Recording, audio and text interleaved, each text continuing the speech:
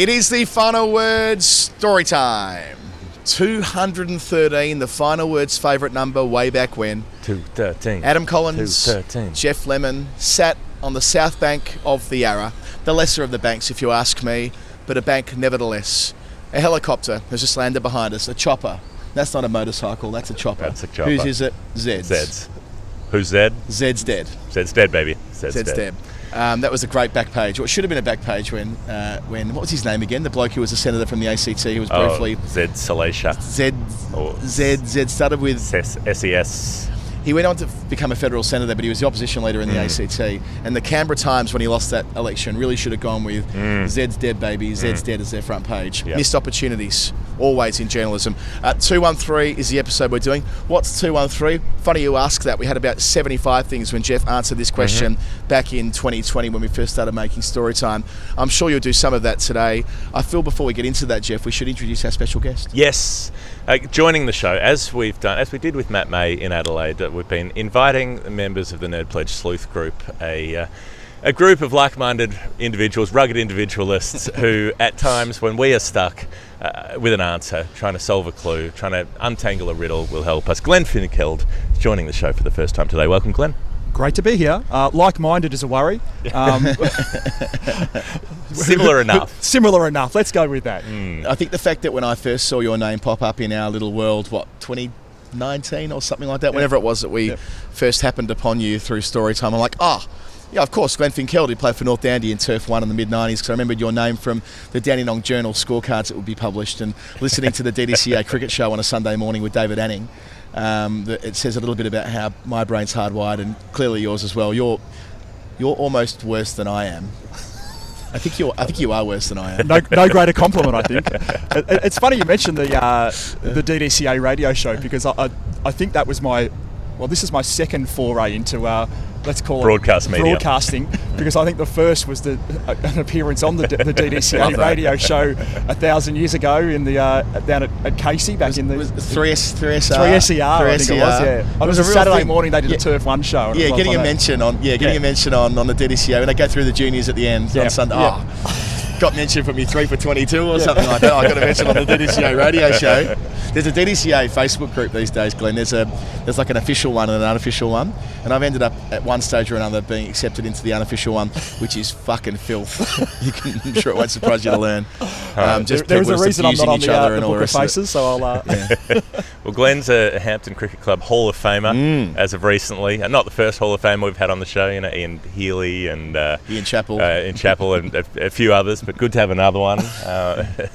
Not the Final Word Hall of Fame, a different Hall of Fame. Yeah, I've got my Hampton Cricket Club cap somewhere at home. I keep saying that Rach has lost it and I can't find it anywhere, which probably means my neurodivergent brain, I don't know, I might have put it on a tree one day or something unwittingly when I was getting home from wherever I was. Put it in the mailbox. Why? I don't know. Left it on a train somewhere. I'll speak to the merch guy. Yeah, we'll find another one. We'll be okay. We've got plenty. Yeah, and I think I've got the official history of the club as well to get through after a function there a couple of years ago. It's in my suitcase. Picked it up this morning. There we go. So, yes, 213, we did an episode called Chasing the Golden Number, if you want to find it, which was May 2020. So, real sort of into the guts of COVID Lockdown stuff. one. I had a little listen back. The episode was 1 hour and 52 minutes. Like, what were we doing? I guess we had time on our hands. Was it an official? That might have been before we broke off. It was before Storytime, yeah. Yeah, so it was when we would throw in multiple numbers into a weekly show. There's like 1 hour and 20 minutes of gibber. Then there's like 25 minutes of an interview with Izzy Westbury, then at the end we do the Statman segment that we used to do sort of before Storytime, which is me talking about 213 for about 25 minutes. It just somehow goes on, and I think I found at that point every 213 adjacent number that I could find in cricket, basically. Because Andy Zoltzman went on to turn this into a column, didn't he? Right. The back of the Wisden Cricket Monthly, Zoltz, who, by the way, I saw on telly the other night, he was doing that Charlie Pickering end of year review on ABC. I'm like, there's Zoltz doing his thing. But he takes one number and he does every extrapolation the way that you did way back on the Statman. By the way, I managed to link them all. It's quite nicely done. I've forgotten about it, but I managed to connect every part of it as we went through. I forgot to mention two things. It's the morning after the day before. This is the day 6 of the test match we're recording. I like to put you where we are when we're recording it. So it's first thing in the morning, top of the morning. We're reflecting on a terrific Melbourne test match. We'll have other episodes in the feed between time, but that's where we're sat right now. Beautiful morning, barely a cloud in the sky.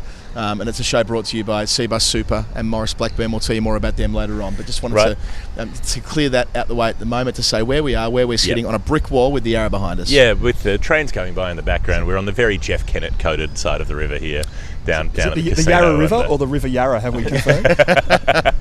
There's one for you final word badges out there. Very good, Glenn. Put it on the wiki. Good. Someone put it on the wiki. Find all the rivers in the world that have river first, and then put those. River Phoenix. River Phoenix was my first thought. Yeah. I'm on the right. Okay, let's get into it. Let's do a thing. Let's do Nerd Pledge. Not going to yell it because I don't want to get arrested. Nerd Pledge is a game that we play with possibly you, dear listener, constant listener. I always liked how Stephen King always addressed constant reader. All right. Is how he addresses his audience. People, which may be you, it may be others, send in a contribution to the show, a financial contribution, but the configuration of it is a numerical configuration that relates to cricket in some way, and we have to figure out what it means. And because we're going back, because we're blast from the pasting with 213, we're also blast from the pasting with a pledge in from Tom Sloan, which is $2.22, the original Nerd Pledge.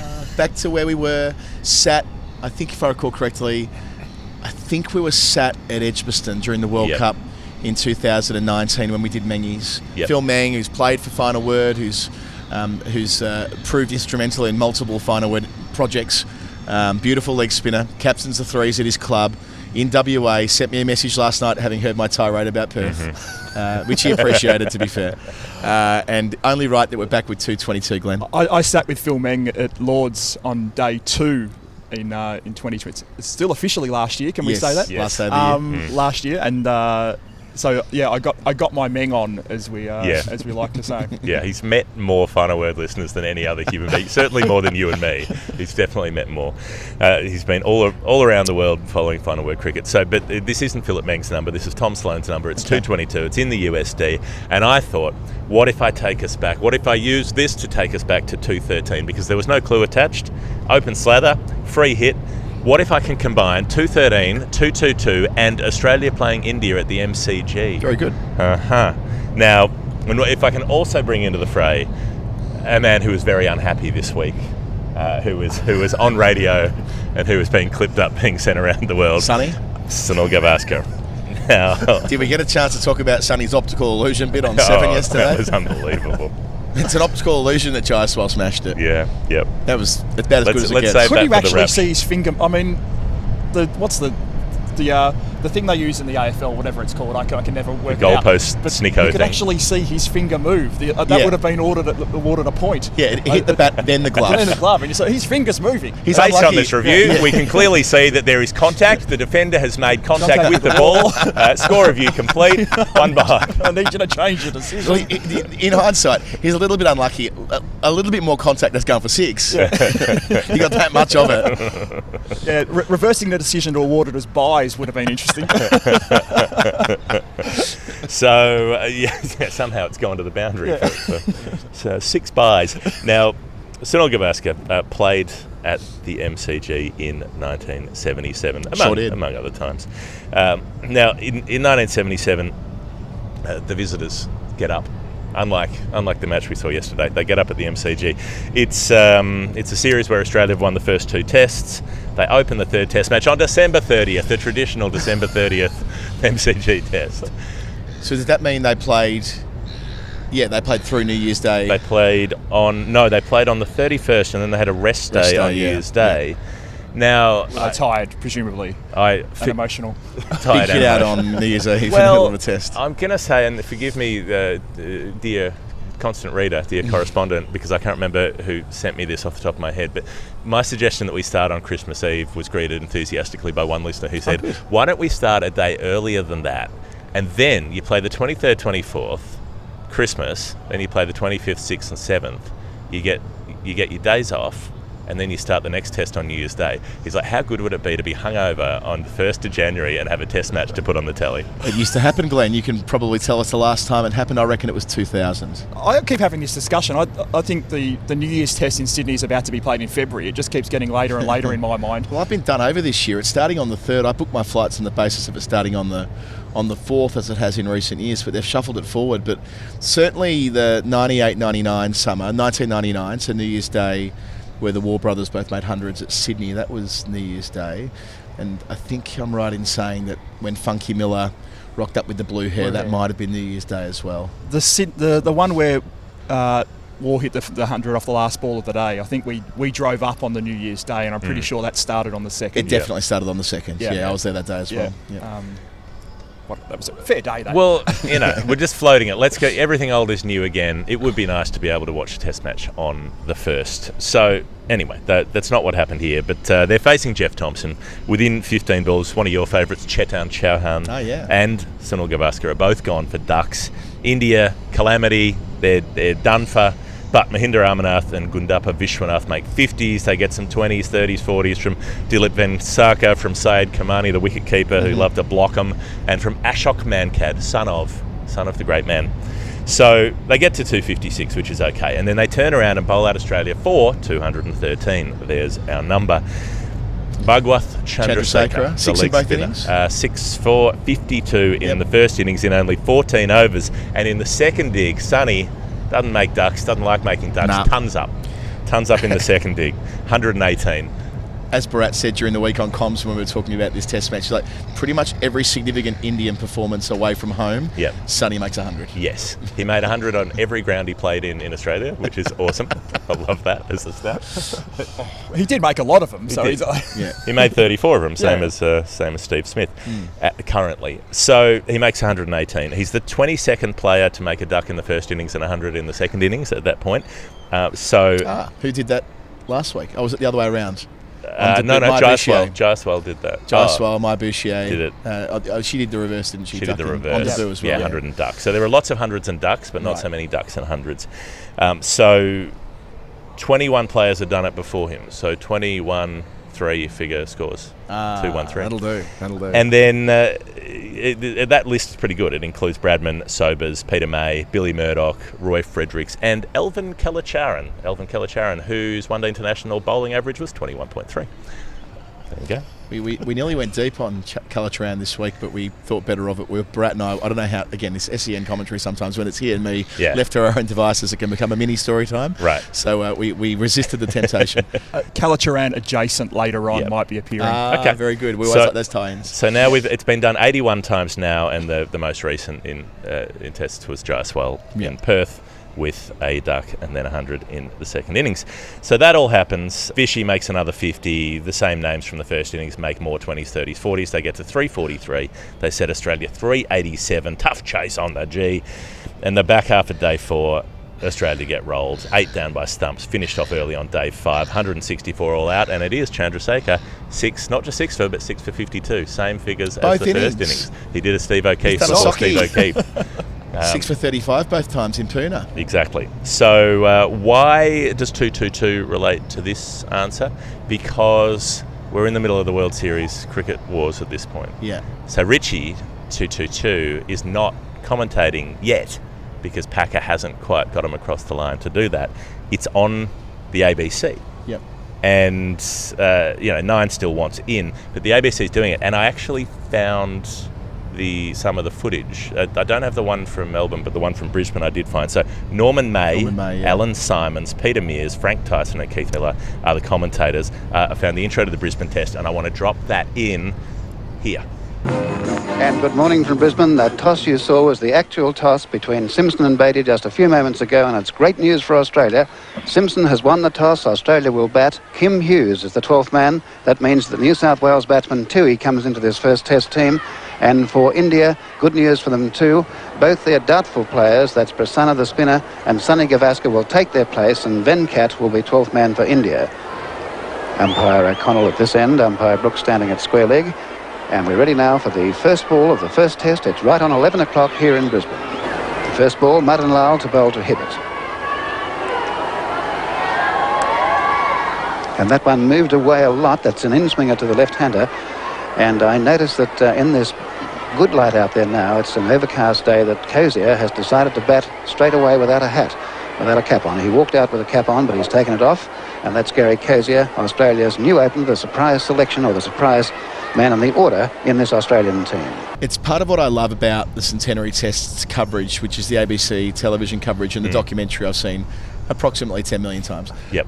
Like Frank Tyson narrating it so beautifully, referring it to the Olympic Games of cricket, and Norman May, who is such a striking voice in Australian broadcasting, mostly for Olympics coverage, but cricket as well, and the raft of other voices that you mentioned there. And I mean, there is a whole period of time where cricket on television in Australia was ABC's purview. It takes until after the resolution with Packer and Bradman that Brady wrote the book about before you actually... So we kind of think of TV being 9 and those two things being interlinked, but the first televised test match in Australia was the Melbourne Test of 58, so the Metcalfe Test match.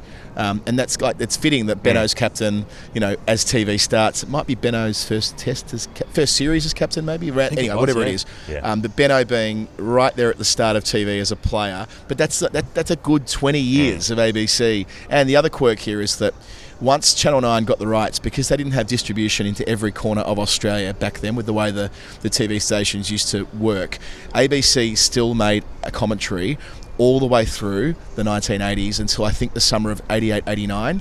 So these lost tapes that were only ever seen by live, that is, maybe a couple of 100,000 people just in the corners of Australia where Channel 9 didn't have reach. And Jim Maxwell did a bunch of them. So he would double bubble from radio to television. Bob Simpson did a bunch of them, I think, as well. I think he's told me before. I think Norman May did quite a bit too after ABC lost the official rights. So what I would love to get one day, all the commentaries, catalogues of the ABC TV commentary of Test cricket in the 80s. Yeah. That would make me personally very happy. Probably nobody else, but me and maybe Jim, very happy. It's one of those things where you've got the commentary from back in the old days when you actually got commentators commentating, which we lament now that we've got former players commentating and to some extent, but they have the actual from whatever sport just all seem to make their way onto the TV. There's a bit of a corrective though, isn't there? Like Ali Mitch called the winning moment yesterday for 7. Of course, the great Tim Lane calling with her on that network. Alistair Nicholson did a terrific job calling the Adelaide Test a few weeks ago from the clips I saw there on 7+. Over on Fox, Mark Howard does it there. So it isn't completely former players, although with ICC events it feels more that way. But I mean, obviously my personal view and my bias coming through naturally being a ball-by-baller on radio and would love to do more telly is that I think there is a role for someone who can set up the pins and let the former players knock them down on TV too. Well, Centenary Test, flag that. Bear that in mind. That's the end of that's my answer. That's linking 213 and 222. It's this week. It's this series. It all seemed to work. But our next number, it's not being done by me or you. It's being done by Glenn Finkelde. Here we go. And it's a number that has come in from Glenn Finkelde, who said, you know what, the easiest thing is going to be if I do my own number, because I already know what the answer is. It's $26 in AUD, and I don't know anything more about it. Route 1, do your own number. I have to say, the irony is, as I'll get to at the end, this is wrong. So you guys will have to attack it on a revisit show. But I'll tell a bit of background because if I can be indulged, what I wanted to do was give you a bit of a story on how I worked out the number that I wanted to do. As a kid, I read a lot of books, which is something I probably don't do as much of as I've got older. A lot of cricket books, and I think if I look at the Nerd Pledge group, and we've got a couple of blokes whose stats guru are the gurus of Stats Guru. I think Matt May and Sean are unbelievable.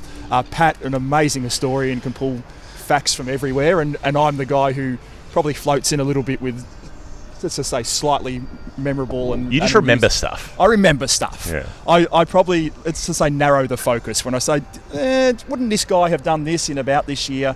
And we start to narrow the focus and and occasionally contribute slightly humorous memes. Yeah. But you're like Adam Gibson, the Australian poet who I love, who has a sort of Australiana childhood piece, and he has this line, this refrain he comes back to: I remember everything. I remember everything. That's you. And also you, Adam, when it comes to days of the week. Yeah. That was a Tuesday. Yeah, well, we kind of put it at the start of the Maxi book as well, didn't we? That he remembers everything too. As part of our live show shtick with him, that he has an unbelievable recall. It's a cricket thing.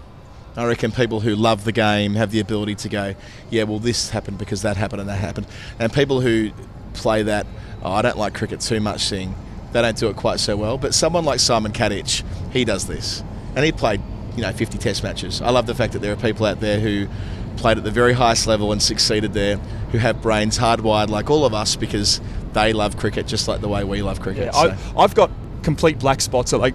There's one-day series from the last 7 years, which might as well be the 2018-19 series. Yeah. Played 17 times. I can't remember any of them. That's fine. But That's allowed. I'll tell you an under 14's game I played at Lowish Toohig 2 when we were kids. And Great ground, long, straight, short. It was short boundaries, square of the wicket there is at Lowish Toohig 2. And very long straight. I got caught on the long on rope there in under 16s. Don't fucking forget that, Ryan Carswell. Don't forget that. I've played there when there was the flood basin that used to flood, and you literally would have water up to the rope. So I remember appropriately named. Correct. That's what did its job. Anyway, back to where we were. Yep. So one of the books I did read was the 1973 Wisden. My old man had done the Aussie in England thing in 72 and had followed the Ashes around. So shout out to the old man. But I devoured the 1973 Wisden. Mainly for the Ashes series, but it had some real highlights in there. I just read it for the interviews. Read it for the articles. Yeah. The rest of we both went there at the same time, Geoff. He looked at me, I looked at you like, we got the same joke. Anyone who remembers a 1990s newsagent,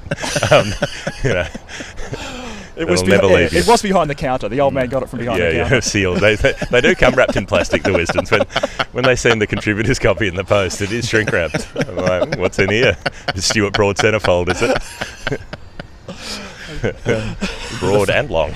I've got my photo that's going to get rejected by Wisden this year, by the way, for the long list. The one I took last night was quite good. A lot of people said, that's an amazing photo. I'm like, yes, that's the one that will not get added to the long list to the Wisden Almanac in 2025. There's my photo that I'll submit. 20 more years to an exhibition of all of the photos that have been rejected. That I'm angry about because I'm not part of the crew that gets to wear the bib and sits at the side of the ground means I'm not allowed to take good photos. That's the rule. As an aside, where I sat in the members on days 1 and 2, in the one seat that I sit, just next to me were all the remote control cameras that they'd all set up. I thought, that's a tough gig. You just got to set that up and go and it's really cool. Sit what in the they do is they shoot, but they shoot. They've got the double shoot thing going on. Yeah. Some of them use their foot, I think, and some of them have an automated shot. Whenever they shoot on one camera, the other camera goes off at the same time. So Ryan Pearce has some amazing shots with that I've seen on his before where he knows that the other camera is going to get the shot, but he still shoots downstairs anyway, knowing that that's going to capture it, the wide. It's really cool. I love their craft. Yeah. A few of them have got selfies of me with my head stuck over the thing, so they can enjoy that when they. Steve Smith's hundreds coming up. You're like, you fucking guilty.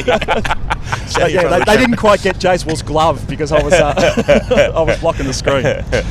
That also had the rest of the world tour of Australia. Yep. And it also had the New Zealand tour of the West Indies. So I was looking at 1973 was going to be something that there'd be a story in there that I reckon I could tell. Massey got his 16 wickets on debut. The Chappells make the twin hundreds at the Oval, becoming the first brothers to do, or no, 200s becoming the first brothers to do in a Test match. England regained the Ashes without making 100 in the series. Like, it was just the rest of the World Series had that Sobers 254, which Bradman described as the best 100 he's seen, or best innings ever seen in Australia. Chappell averages over 100. Lilly averages 20 with the ball. And Greg's 100 at Lords as well, which he describes as his best 100. Yeah, my old man sat and watched that, and he said it was. He said just watching the. He said he always talked about the polite England crowds. He said not a sound as he just kept on repeatedly smashing balls through covers at Lords. Yeah. The New Zealand series in the West Indies, there was one that just I always loved. 5 dull, high-scoring draws. 1973 Wisden. It's the era when you got all the first class, all the tour games had the full scorecards in there as well. So there were scores like, I think Glenn Turner mentioned that in the recent interview, where he scored 2 Test double hundreds in the series. Yeah. He also scored 2 high-scoring double hundreds in the tour game. So he had 4 double hundreds on the tour. He made the same score in when he made exactly the 259, I think it was, in one of the matches. One of the tour games and then one of the tests. Love it. Yeah. Lawrence Rowe scored the 214 and the 100 on debut. Kalachar I believe, scored 100 in one of those as well. So Clive Lloyd scored twin hundreds. Like it was a ridiculous amount of runs. They used to list, these are the 3-figure scores that have appeared in this series. Right. There were 30 hundreds made in the matches they played. They played 14 matches, I think it was, on the tour. Afghanistan, Zimbabwe play a 5-test series. That's how it's going to turn out. Poor old Sean Williams is still bowling, isn't he? Only 6 over there. Well, after making it 150. After making 100, yeah. Valedictory for the old boys. Craig Irvin and Sean Williams both turned up. They're like, yeah, they played juniors against me, I'm pretty sure. They must be older than us, surely. Fuck. To still be doing it and being like still the key members of their team in the Bulawayo bat-off. Yeah. So 30 hundred scored in 14 games, 1 win and 13 draws on the tour. Oh.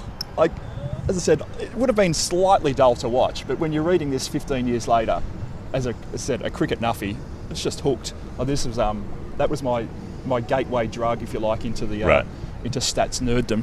As I said, I wanted to tell something from maybe one of those from that book, but the Glenn Turner interview I think covered off most of it. That was going to be the one, so I veered slightly away. Okay.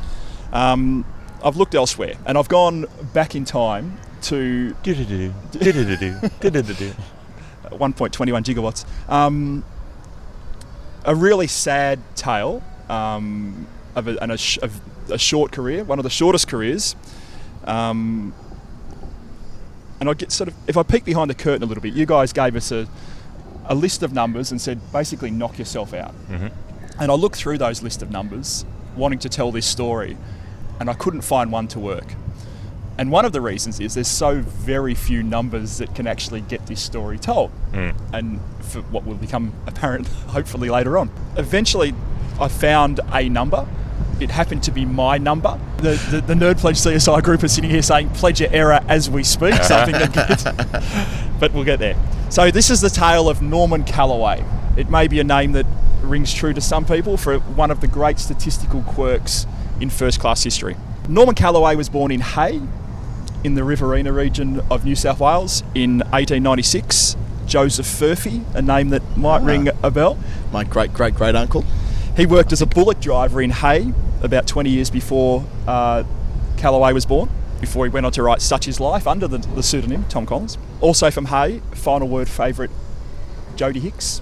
Oh, yes, get in. Comes together beautifully. More goals than runs. Now, if you could be related to her. If you're talking about...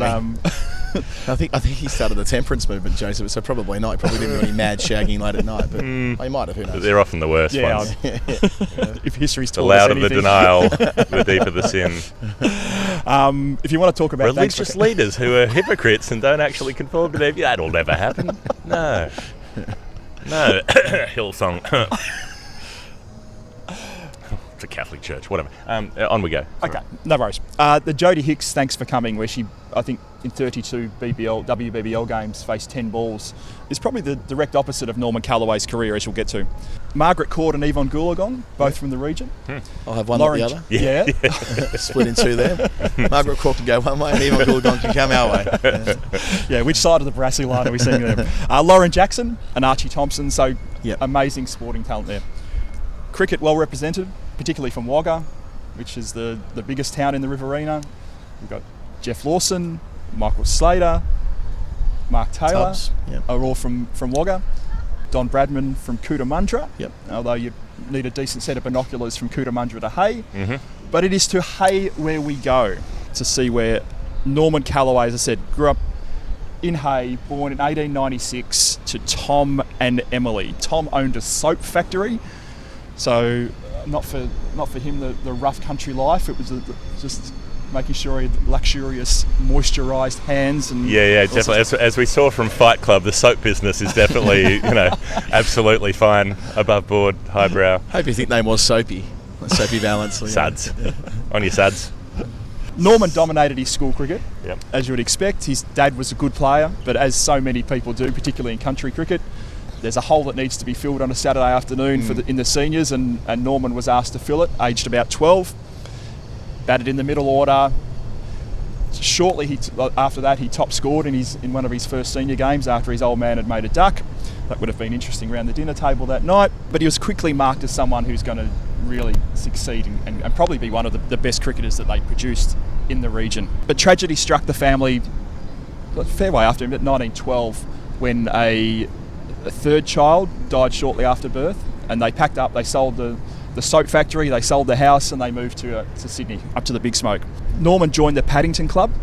The following year he made his debut in the first grade, and he scored 41 against Gordon, and he scored 100 shortly after. So he's only 16 or 17 at this stage, and he's already, let's just say, bossing seniors. Yeah, he's doing well in grade cricket in Sydney. He was picked in a New South Wales Colts game and came down to Melbourne and played on the G against the Victorian Colts and made 120 odd, which was once again top score. Talk about this is the guy who's going to be the next generation. Shortly after that, he was picked in during the off season, the family moved houses and Callaway ended up at the Waverley Club, which was just about a 10-minute walk from his house. So he started making some more runs there, dominating the grade cricket, and was picked in a first-class game towards the end of the season. It was the last first-class game of the 1914-15 season. Oh, right, yeah, before the break. It was against Queensland, so not quite yet in the Mr. Sheffield Shield, but they had some good bowlers. They had some bowlers who were on the fringe of national selection. So although their batting was probably not the best, their bowling kept them in it for large parts of it. So this is a game played at the SCG. As I said, last first-class game of the 1914-15 season. And Queensland won the toss and batted and were all out for 137. But they soon had New South Wales 3 for 17 when young Norman, aged 18, walks to the crease. They were 4 for 58 when the other opener had gone out, and Charlie, the Governor-General McCartney, walks to the crease. He always excites me. Charlie McCartney's there, something's happening. Yeah. Well, the other day when Constance was going, I'm like, well, just about get ready to roll here on Century in a session before lunch on day one, right? Like, here we go. Here we go. But no, it didn't quite come to pass. It's a weird career. It sits between Trumper and Bradman, and I think probably one of those ones that gets overlooked a little bit. He averaged over 40. He didn't play a test match between 1912 and 1920, so you talk about another one who loses years to the war, and still one of only 6 guys to make 100 before lunch on day one of a test match, which is it's a record that stacks up with almost anybody when you consider the conditions they were playing with. He was I think he got 144 before the break, didn't he? Like it was more than 100. He really, So they were batting together. The partnership grew. McCartney, the elder statesman who'd been playing Test cricket for a while, says to young Norman, who's looking okay, he said, "I'll keep my end up. You go right ahead." And young Norman did. So he was only 5'7", but he had a strong physique. So he's a strong runner, strong swimmer. Probably, I won't say in the Davey Warner mould, but something like that. Let's just see if we can picture him there. Mm-hmm. But he moved that strength to good effect. I used that strength to good effect. He moved from 48 to 85 in 6 overs. His first 50 took 58 minutes. His second one took 27. And just before the close, he reaches 100. So he's 100 on debut in first-class cricket. He's 125 overnight. McCartney, as promised, is keeping his end up, is on 57. So completely dominating the partnership is the young Tyro. The partnership extended to a record 256 the following day. McCartney's out for 103. Hits 5 fours. So conditions are tough. But Callaway rode his luck later on. He was out, dropped a few times before being out for 207 on debut. It's only the second batter to ever score a double 100 on debut. I think the first one is a weird one, which is one of those retrospective first-class games. Right. So at the time it might have been recognised as one of the first, but it was the second. Still only 25 players have achieved that, a double 100 on debut. Mm-hmm. On first-class debut. On first-class debut. The innings lasted about 3.5 hours and featured 26 fours.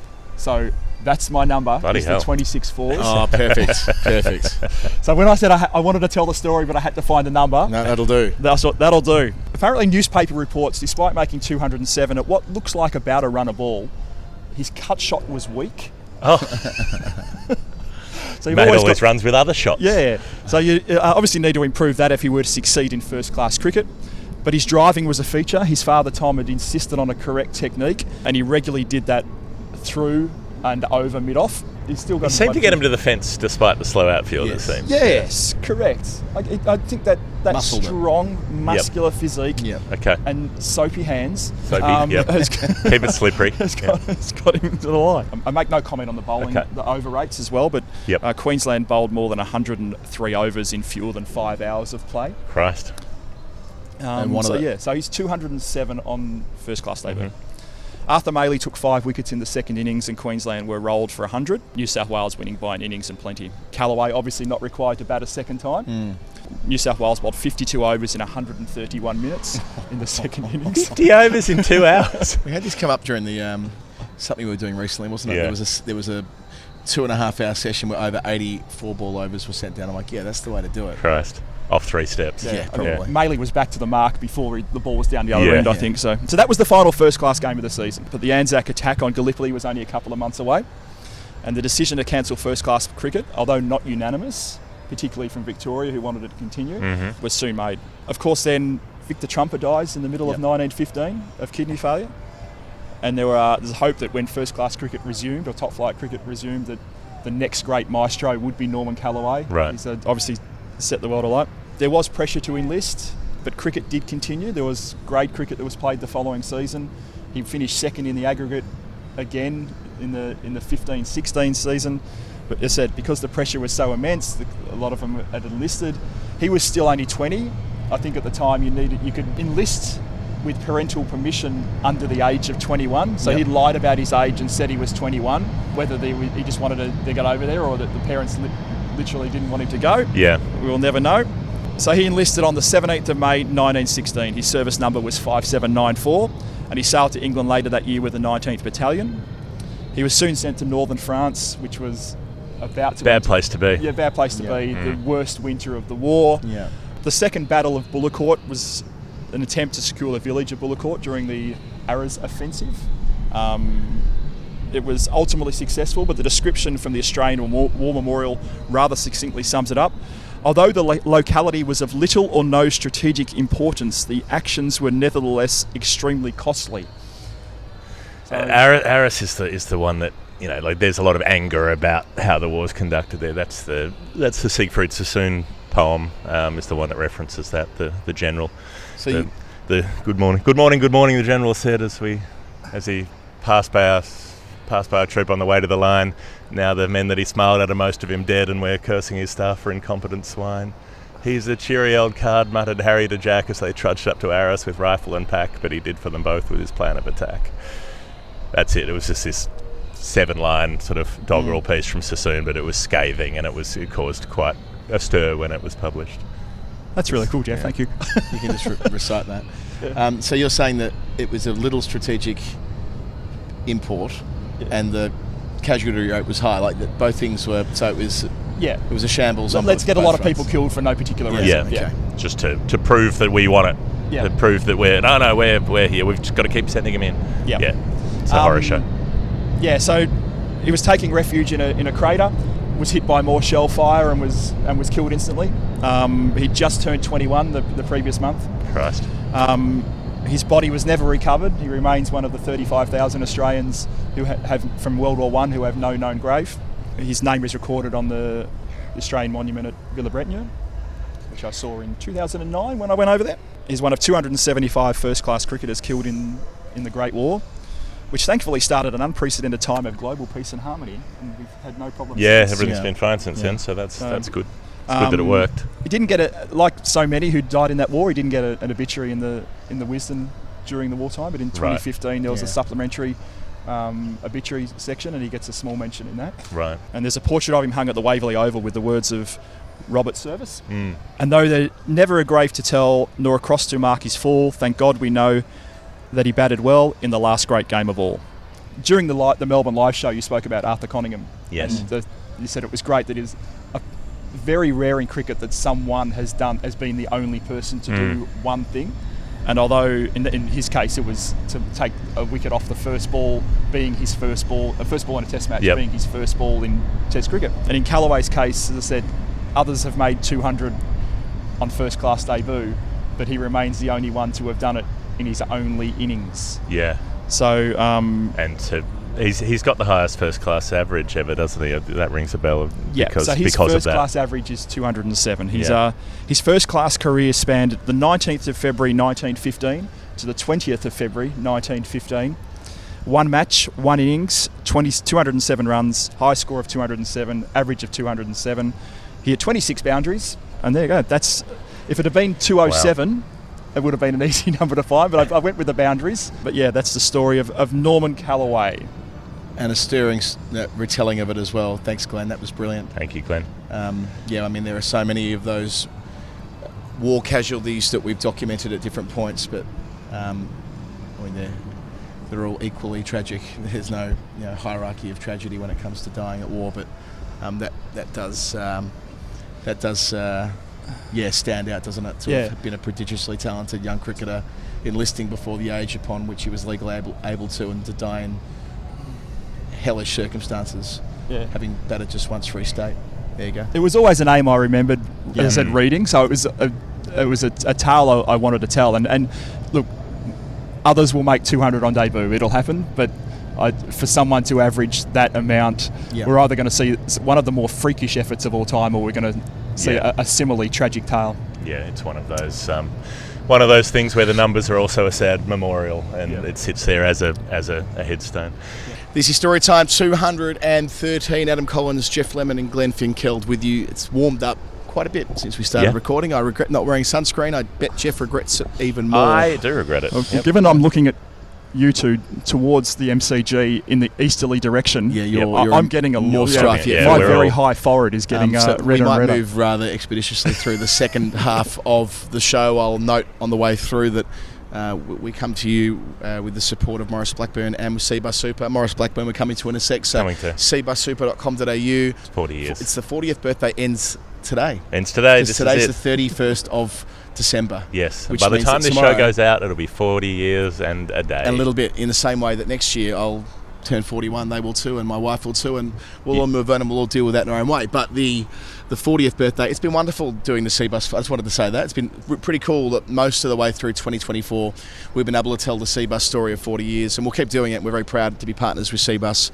and no better time to get your CBUS Super sorted out. Their 8.87 average return across those 4 decades is something that they're very proud of. We're very proud of. Their past performance is not a reliable indicator of future performance. That's the caveat, but get your cbussuper.com.au sorted out as soon as you can, and do so with a fund that invests where so many of their members are working in the construction industry, building the state, building the country, and reinvesting in those nation-building projects as well, with the national savings that have been built up over decades. So we will tell you more about them in 2025, which will be now, if you're listening to it. Yes. Or tomorrow when we're recording, if that makes sense. I'm sure it will. Happy New Year, everybody. Geoff, you're going to give us one more quick little slither, and then we'll come to me to round it off. Yes, I've got a number from John Leather, which is $2 USD flat. The great man. The great hypercost, if you follow his statistical output online, prodigious statistical output, mostly on women's cricket. Truly one of the best cricket statisticians in the world, in my view, and a great source of information when working on commentary as well. He's just brilliant. I'd love to meet him and buy him a shandy one day or something like that. It relates to something, this is the clue by the way, relates to something that would be great to see repeated in 4 years' time. Geoff? Yeah, so obviously my first thought looking at it, and then our first thought looking at it with the group, was it'd have to be women's cricket because that's the hypercost area. Quadrennial, I was thinking 4 years' time. Initially I thought Commonwealth Games, because this would have come in about a year ago.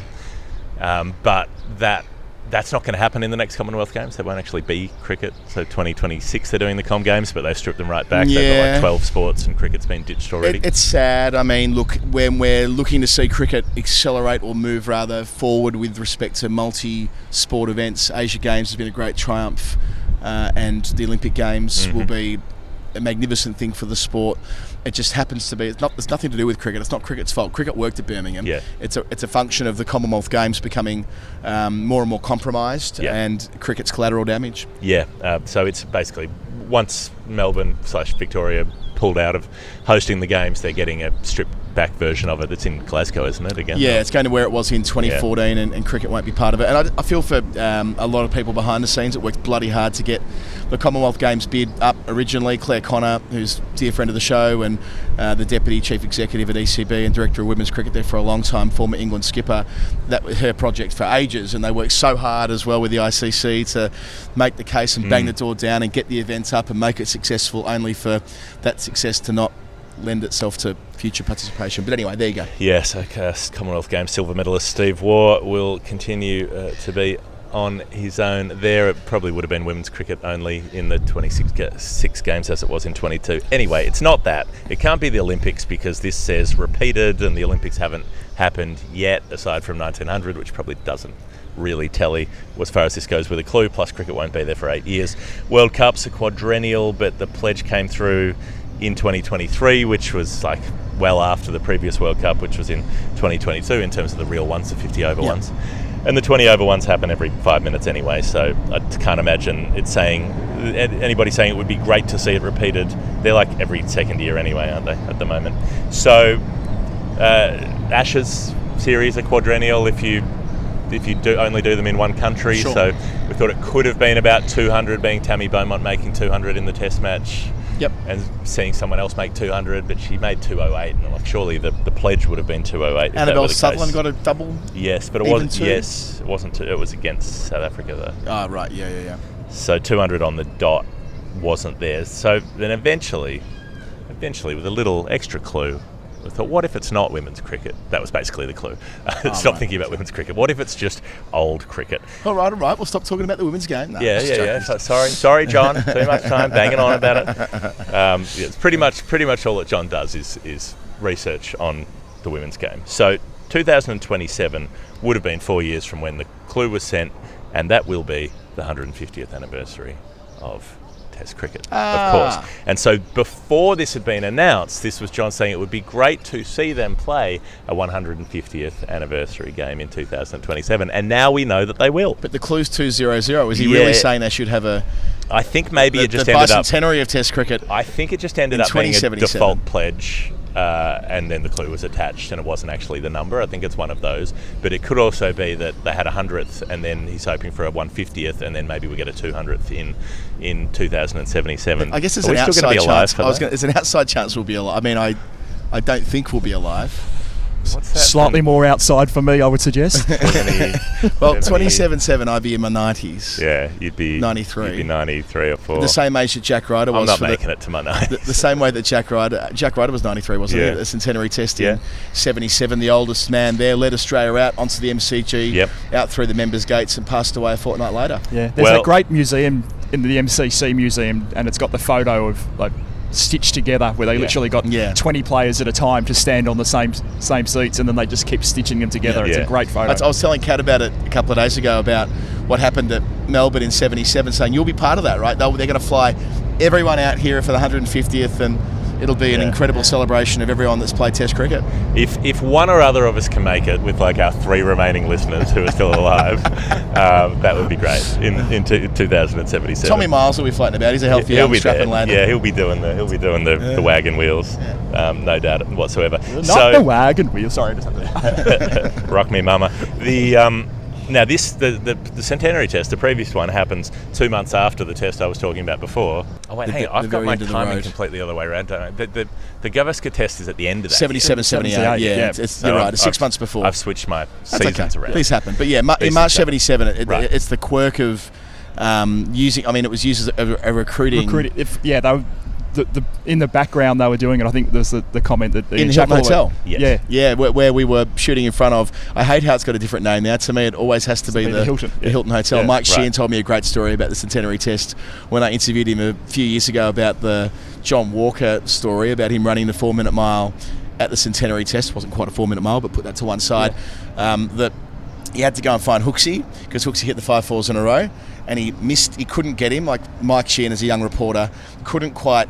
He was doing something else, didn't find Hooksy before he left, and he had to like literally run up the hill to the Hilton Hotel and find him at the hotel, which as a reporter at the time was something you could achieve. Yeah. And he found him, got quotes off him about his 5 fours in a row, was able to file it in time to make it to the paper before deadline. Right. Love that stuff. So suiting up in the Centenary Test, the 12, it's almost all World Series cricket players. They go on to become, so Greg Chappell, Rod Marsh, Ian Davis, Rick McCosker, Hooks, Doug Walters, Dennis Lilly, Gary Gilmore, Kerry O'Keefe, Max Walker, Ray Bright's 12th. They all go on and sign World Series cricket. The only one who doesn't is Gary Cozier. And so Gary Cozier is playing in the India Test at the end of that year, in that India series, where everybody else has gone off to WSC. You know, Bob Simpson is captaining the Australian side by the end of that year, but he's in the commentary box for the Centenary Test. He's not on the ABC, though. So the ABC do it, but there's another broadcast. Oh, right. There's another commentary, not on Channel 9, but on Channel 0 to 10. Really? Which later becomes Channel 10. There's a Channel 0 coverage of the Centenary Test. There's a what is later 10 coverage. Oh, we need it. I need that so bad. Apparently. I need the alternative tapes. I've never heard of this before. Give us the alternative tapes. ABC from the 80s, Channel 0 from Centenary Test. What the information that I found said is that Bob Simpson was on it along with Richie Benaud, Bill Lawry, and Ian Chappell. Oh, All but Tony Gregg, who's captaining the England side. Yeah. Didn't want it enough. Are doing commentary before they do Channel 9. They're doing this Channel 10 broadcast. We need this. I wonder whether, if we go down to South Area, isn't it, Channel 10? Yeah. Can we go down there into the archive? If you're someone who knows somebody, please help us get these tapes. Yeah, like how is it that I've never heard of this before? All of that is happening, and all of those things are coming together with those other pieces we talked about earlier. If we do get a 150th, it probably won't be that seismic in terms of like a massive split. But who knows? Maybe all the Australian players will be quitting to go and play the Dubai T20 or something by that point. But the broadcast deal currently is locked into 2030-31, so that should be okay. I don't know, maybe like Amazon come in and try to buy everybody out. Who knows? Nonetheless, that is what's going to happen in 2027. So, John, your wish came true, and you will have a 2027 year when you'll have a bonus Australia-England Test. Don't know if that's included in the current broadcast deal, or no, it is. They'll have to shell out. Yeah, the sesquicentenary's in the deal. Okay, so you'll have that Australia-England Test in March, while there'll also be an Australian Ashes tour to England in the middle of the year. Now imagine if those two teams also made the World Test Championship final in June. You could have 7. And one more. Australia are in India before it. Yeah. So they're finishing 5 their 4 tests. India. It's 4 tests against New Zealand, after one at the very start of the summer against Bangladesh, followed by, that might be a top-end test, can't quite remember how they're doing it. Then they're playing the Border Gavaskar, they're slotting in for 5 test matches in India, coming back for the sesquicentenary, off to England to play 5, potentially the World Test Championship final, 5 Ashes test matches, and the Men's World Cup after that. It is going to be ridiculous. But I can't wait. Hey, Geoff, second and final break on the show. We're going to relocate because these two blokes are going to get sunburnt. Back in a sec. It is the final word. It's Geoff Lemon, Adam Collins and Glenn Finkelde. If you're looking at the video of this, we've just relocated to not get sunburnt. Helicopter's just taken off. Seagulls are squawking. What are you doing? This is a river. You're supposed to be seagulls. Go to the sea. Sort it out. My kids are coming over now with Rach from the aquarium, which Glenn got them kindly tickets to earlier today. So everything's coming together beautifully. Very good. They've seen some fish. They're going to be excited. Right, we've got one more answer on the show today. The number comes in from Michael Cooney, friend of the show. Got up on stage with us at the Corner Hotel last year to play the role of was Lord Cooney, Harris? No, Cooney played Dave Gregory. Dave Gregory, the Australian captain who was up against Lord Harris, played by Jane. The number is $19. And George Coulthard played by Dono, wearing Andrew Donaldson. A Colton jersey. And Edmund Barton played by Wayne Swan. Yes, It came together. I wasn't confident it would, but it did. $19.19 is the pledge, and given the reads that we've done over the last month or so, which have prominently featured that number just after World War I have a feeling I know what the answer to this is going to be. Yep, it is 1919, Michael Cooney, Maurice Blackburn. It all ties together beautifully. So, look, the history of Maurice Blackburn Lawyers was how I was going to take this, but then I realised we'd never really talked about Maurice Blackburn, the man, and he's a massive figure in earlier 20th century Australia, especially here in Melbourne. Born in 1880 in Inglewood, which is a little town in the northeast of Victoria. Dad was a bank manager, but he passed away when Maurice was 7, so they moved to Melbourne. He went to Melbourne Grammar. You're the bank manager of the house now, son. And then on to University of Melbourne thereafter, a well-worn path from the grammar to the university. He studied arts law, finished up in... How did he get in? Jeez, it's really hard to... No one... They don't let anyone in from there. Finished in 1909, which suggests he was at uni for quite a long time. They might as well have a tube, like one of those, like those offices where they'd have the inter-office. You just put the memo in the tube and pneumatic fire them around, like that cafe we went to in Christchurch. They send you chips out in the pneumatic tube. That's how you get from Melbourne Grammar to Melbourne University. They send you. Yeah, that's right. It's just from the boarding school part of Melbourne Grammar, though. Yeah, it's like an elevator shaft that you step into, and then next thing you know, you're on South Lawn, signing up for engineering camp. Paul Shagashan puts you in the tube and sends you down, the former headmaster at the Grammar. It'd be Musk's Hyperloop, wouldn't it? You go straight to Ormond College, where Sheehan was as well. That implies that he built something that worked. To the pool tables. Right, so where are we? 1909, starts practicing, joins the Socialist Party. Ends up editing the Socialist, and then eventually joins the Labor Party. So he starts in the Socialist Party, joins the Labor Party. He's an MP by 1914, so we're going back to that sort of pre-war period. Right. Elected to the Legislative Council, MP for Essendon initially. He was quite involved in the anti-war movement. Whatever it takes. Yeah, the anti-war, Dr. Dank was his campaign manager. Took all my might not to talk about the drug scandal during the Kabaddi bit. Yeah. Didn't do it. We were good. Didn't do it. Well behaved. I know. Didn't talk about the justice for the 30, justice for the 34, justice for the 42, 36. There's a nerd pledge. How many Essendon drugs scandal players were there? Was it 40, 42, 36, Couldn't have been, there wouldn't have been more than, it was max 40 on a list, isn't it? And they didn't all do it. There must justice for the 34. There were, Stand by Heard. I reckon there were 6 who didn't, maybe. There were 6 who... Back our boys. 6 who weren't into it. One was scared of needles. Yeah. Good reason. Right, hates sewing. Can't stitch. Well, he was 34 years old when he was elected MP for Essendon. There you go, tying that's together. He was involved in the anti-subscription, anti-war movement. And look... conscription? Anti-conscription, not subscription. Yeah. I hate subscriptions. Yes, that's it. I am anti-subscription broadly. Except for this show. He was working for a newspaper, wasn't he? True, before that. I'm going to change hands in my computer here. So... He lost his seat in 1917 in no small part due to his anti-war vibes, because it was very divisive. Yeah. So he loses his spot, becomes the president of the ALP, which, as it turns out, Wayne Swan is at the moment, but he's out of Parliament. For work, has to find a new job, no longer an MP. That's why in 1919 he starts a law firm in his own name, Maurice Blackburn Lawyers, our number. Starts his own shop, Maurice Blackburn & Co. it was called initially, dealing with trade union law and other civil liberties cases. Involved in the establishment, as we've described on the show in the past, the 40-hour working week, wage equality for Indigenous workers and women as well. And through all that period of time, he gets back into the state parliament in 1925 via a by-election for your favourite seat, Geoff. No longer exists. Fitzroy. So Fitzroy got merged with Brisbane. Yes, well, it did get redistributed at some point. John Wren of Michael Voss went over. Yeah, it'd be a fair redistribution if it's a seat of Fitzroy. Alistair Lynch was the sitting member. Tried to take someone's head, one of the Wakeland boys' heads off. Was David Bain sent back down from there too? Yeah, Doc Wilden's drop kick didn't quite cut it. Oh, my girls have just shown up. Hello, ladies. Hello, babies. Hello, Peppy.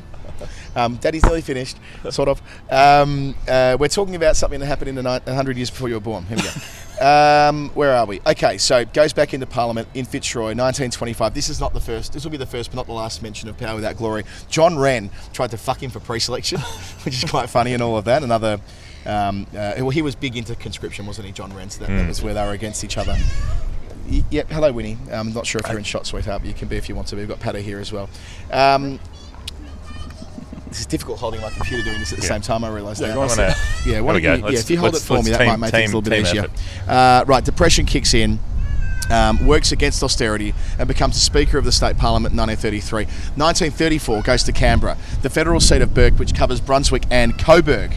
Now, he wasn't popular within the party for supporting sanctions for Italy over their incursion into what was then Abyssinia, then later Ethiopia. So again, this kind of goes to the fact that the party had its problems, the party had its stoushes, but he ended up finding himself on the right side of a lot of those for the right reasons. He was a person of honour. Alongside politics, and this is probably the funniest diversion here, well, I say funniest, most interesting, he gets involved legally in a high-profile case in 1934 and 1935, the deportation of a chap called Egon Kisch. Now, this ends up blowing up his political life. Kisch... Why don't you give me an Egon Kisch? Anti-fascist. He was a Czech. He was a Communist Party member in Germany And the Lyons government, the UAP, the original UAP, not the Palmer one, wanted him gone. So Kish was from Prague, a Jew. He was an Austro-Hungarian combatant in World War I, but he deserted during the war. Got involved in the Vienna Revolution. Pretty much Team Kish so far. You'll find yourself increasingly drawn to Kish as we go through this. He's quite the player, very briefly in the Australian national conversation. So. After deserting, he gets involved in the failed Vienna Revolution of 1918. It didn't quite go to plan. Very involved in the international... The Viennetta Revolution of 1919, where they're like, why can't an ice cream be a cake? Just the noise it makes when you cut it. It's perfect. The deep-fried Viennetta at the Bob Hawke joint in Sydney. We'll be there. We're going there on the fourth night of the test for a meetup. We'll be smashing some deep-fried Viennetta. So... he was also a writer. He'd written a satirical Hitler book, and unsurprisingly, that would have gone down well. The book got burnt, and he got jailed. That was ahead going of his time, though. Yeah. So when did he write the book? In the early 30s. In the early 30s, by the time Hitler's already chancellor. Right. Yeah, but hasn't fully expressed himself yet. So you've got to be. He's on the way to it. You've got to be perceptive enough to see what's going on early. I'm pretty sure they were burning the books in the early 30s. Oh yeah, I mean it's definitely things are bad, but with the benefit of hindsight, you know what's happening next. So you got a bit of a sense of what this guy's all about. Just a quick diversion. In the background, we can hear some music. It's 99 Luftballons is playing, which I think is perfect. We had Buck Fizz. The German version or the English version? It might be the German version. Cue the music, DC. 99 barrage balloons. Yeah, played over the top, DC. 99 Luftballons. 99 V2 rockets.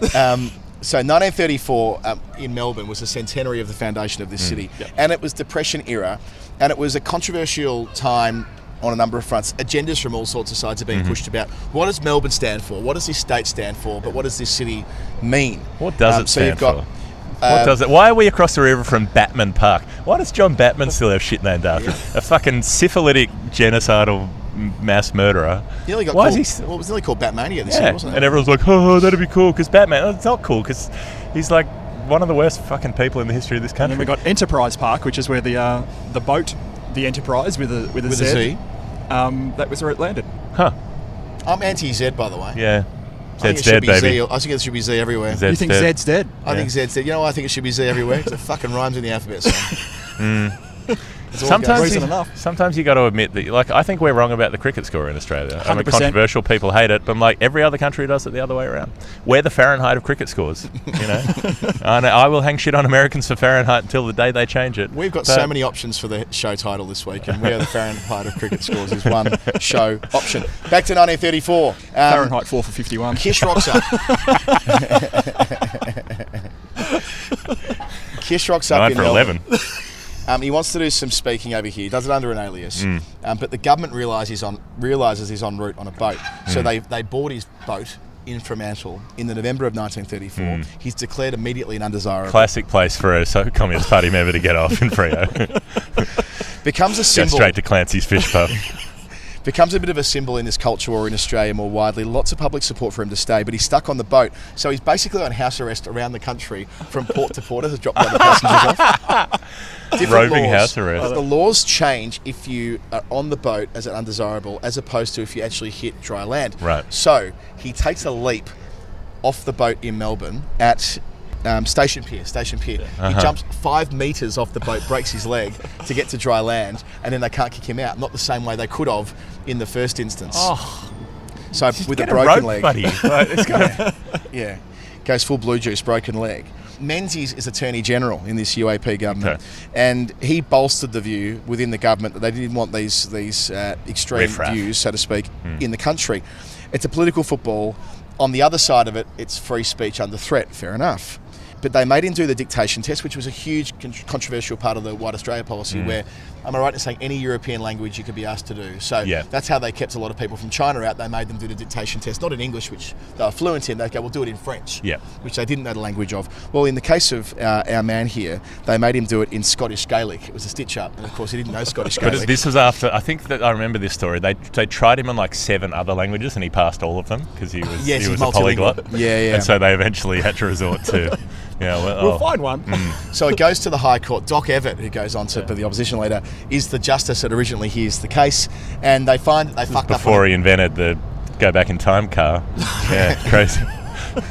And they say that they fucked up the language test on a technicality. He's let in. It goes to the full bench in December 1934, where the legal team for our man Kish is led up by Maurice Blackburn. Get in there. Maurice Blackburn takes it to the full bench of the High Court in December 1934. They were able to get that dictation test nonsense dealt with there. They win. He stays. He tours. He gives big speeches, huge Sells speeches. Sells out the MCG, three nights running. He did Hi-Fi Bar. Did the Eras tour. Sold out Hi-Fi Bar like we did later, Kish. He basically gave speeches about why Nazi Germany wasn't a great thing.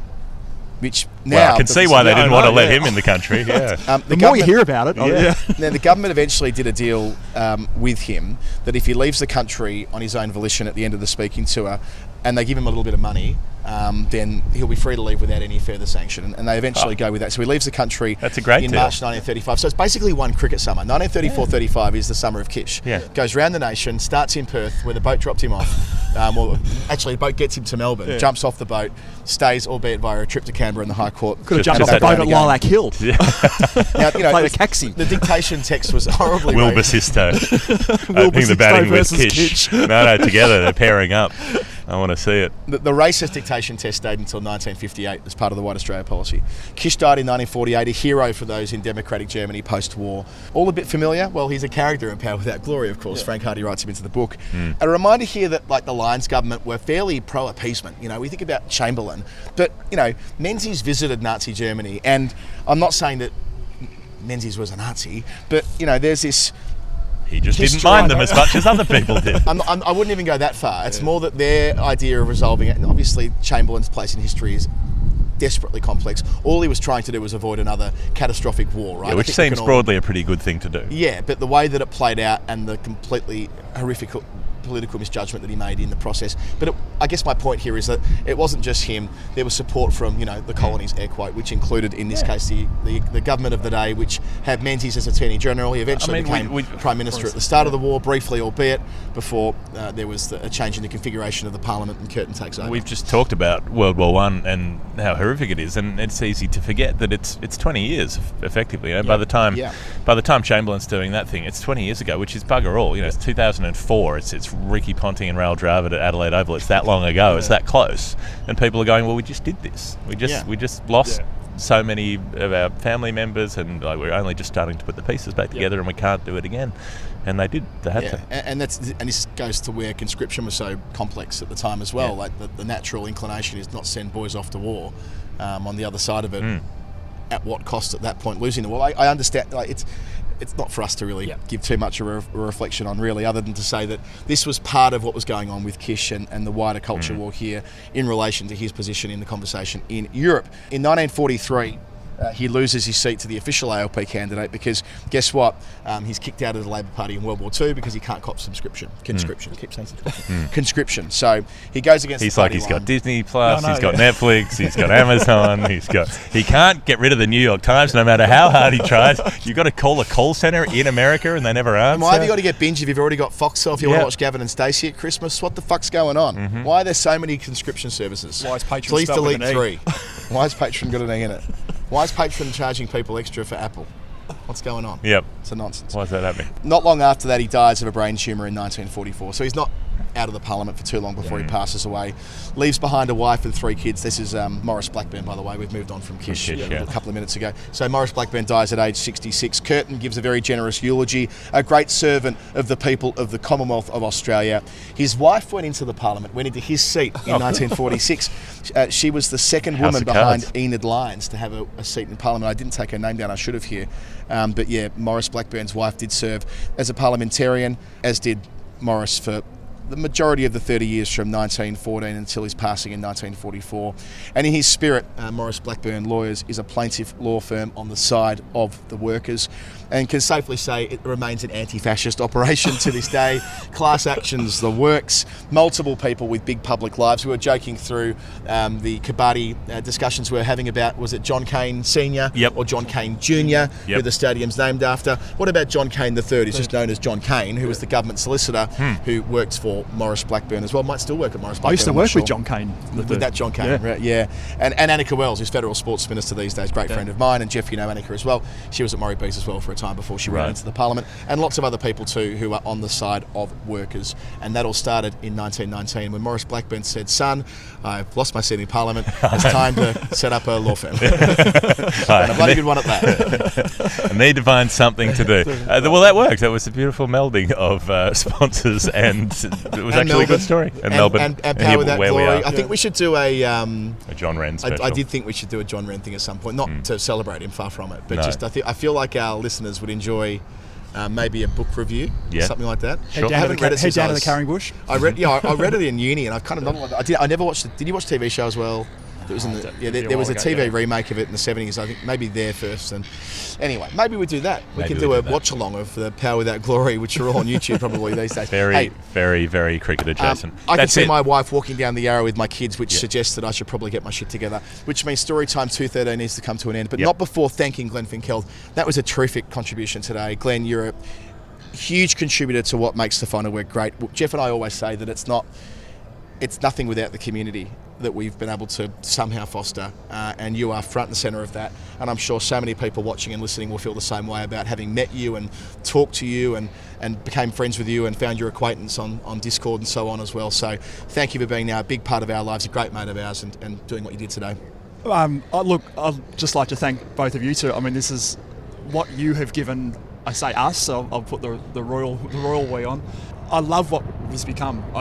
I get opportunities to do some stuff that I would this is probably clearly one of those things that would never have the opportunity to do. I've met some amazing people. I've met some, like we talk about John O'Halen, who came to our club function. I've got, as the chopper comes in, this is probably going to all go. Sarah and Jane, who are on a support group with about like admin duties. Like it's fantastic. I love what we've got here. So thank you.